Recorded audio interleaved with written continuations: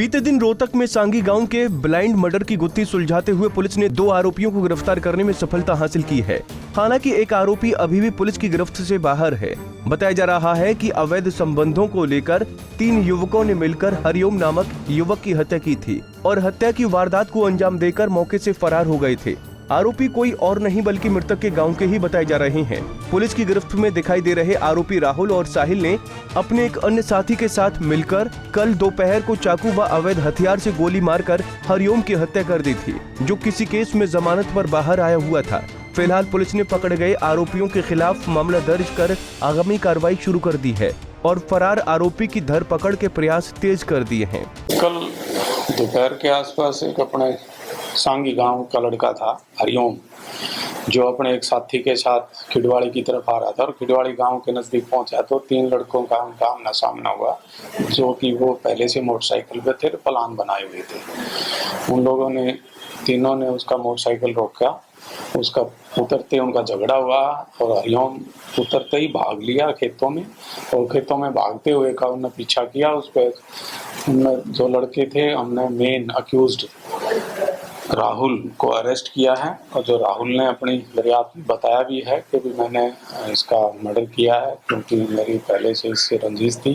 मैंने चाकू से उसकी पीठ में 3-4 वार किए हैं और उसका साथी एक और था जिसका नाम साहिल है और जिसने उसके पास एक नाजायज इलीगल वेपन था, उससे उसके माथे में फोरहेड में गोली मारी है, जिससे उसकी मौके पर डेथ हो गई थी। डेथ के उपरांत हमें तुरंत इंफॉर्मेशन मिली, हमने अपनी कार्रवाई की, पुलिस ने इन्वेस्टिगेशन स्टार्ट किया। जो भी क्लू चले उन क्लू के आधार पर हमने वो अक्यूज को राउंड अप किया। हमारी CIA 1 की टीम के इंस्पेक्टर प्रवीण और SHO सदर ने इसमें अहम भूमिका निभाते हुए अपना काम बड़ा तत्परता से दिखाया और उनको अरेस्ट किया है। आज हमने उनको पूछताछ करेंगे और पुलिस रिमांड अप्लाई करेंगे। उनसे सारी चीज़ें का सारे हर पेज पे इन्वेस्टिगेशन की जाएगी और एक अभी राउंड अप नहीं हुआ है जिसके बारे में भी पूछा जाएगा और उसको भी हम जल्दी अरेस्ट करेंगे। अच्छा, क्या मोटिव क्या थी, इस वजह से रंजिश क्या थी पूरे मामले में? कुछ चीज़ें ऐसी होती हैं जो कहने में समाज में थोड़ा नहीं कही जा सकती। कोई इलीगल रिलेशनशिप की बात है मारने वाले की, और उनकी मदर के साथ कुछ रहा होगा। कुछ चीजें जो अभी आप सब जानते हैं, समाज के हिसाब से कोई चीजें नहीं कही जाती।